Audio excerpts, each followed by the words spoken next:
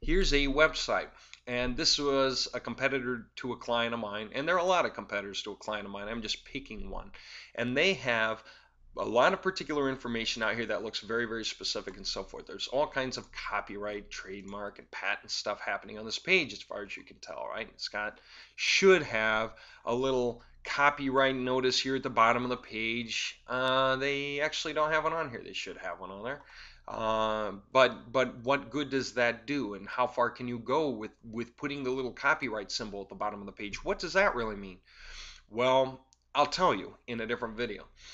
All right. Okay, last thing, don't be afraid of producing content, period.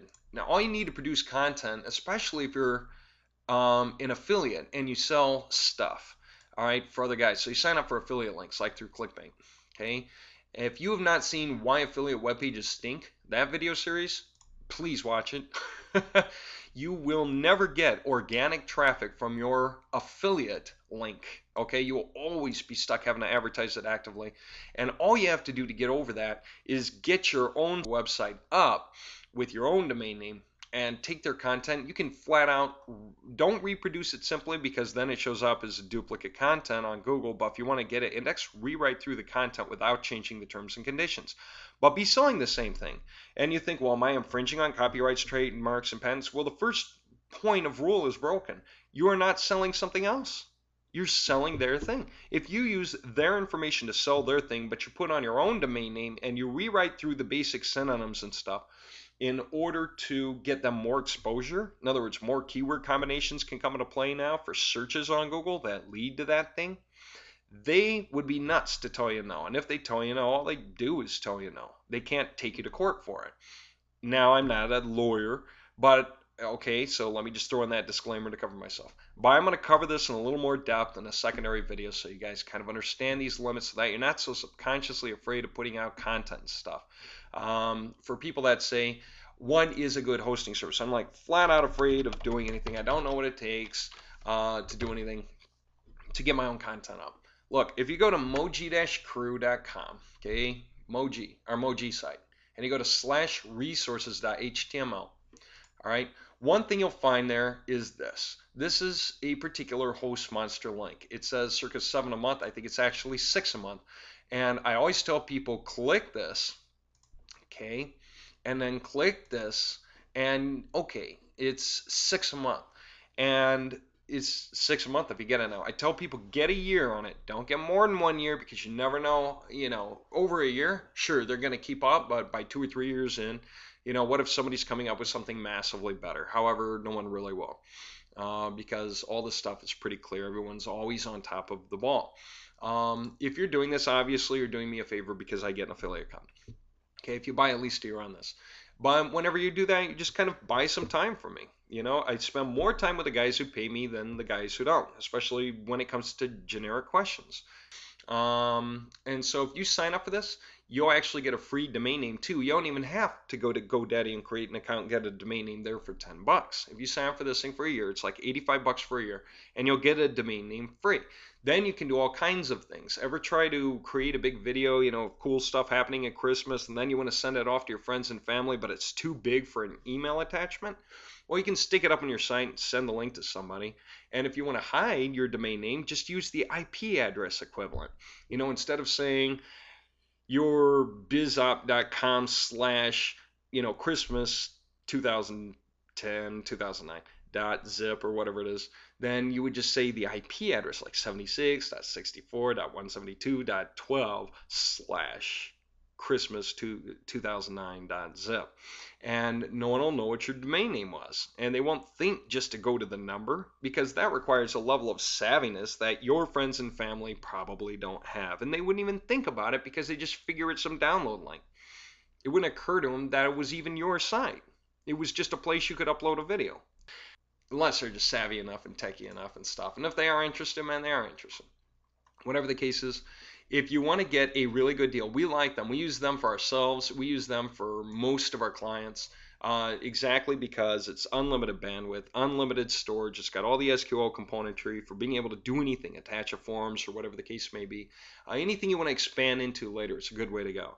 But then when you put up your affiliate information, your affiliate pitch, you copy it in to a web page of your own and just kind of rewrite through the synonyms and put it up, all of a sudden you're getting organic ranking in Google. And you can put on visitor tracking code and watch visitors come to your site and see them click through, and buy some of them. The reality check is you will get more free visibility if you do that. And then, of course, the Moji system itself is taking that idea to an extreme. It's how do you create multiple thousands or even 10,000s of web pages based off one affiliate link, off of one page, and you create them massively and fast, and you put them all up, and now you can be seen for all kinds of things on Google. It's all organic. There's no AdWords cost. It's free traffic, so you pay once for the system, and you can create a new Moji run on a new affiliate link every stinking day. They can be all the different affiliate programs that point to the same to the same market. You can market them all the same way. You can basically saturate a market on Google that way, because anybody who's searching for a particular thing, you can have 2 or 3 or 4 or 5 or 6 or 7 or 8 or 10 different affiliate programs running for it if you want. You can even have them all come off the same domain in different folders. I mean, the fact of the matter is you can pull a lot of stuff off. And that's the kind of thing we teach you.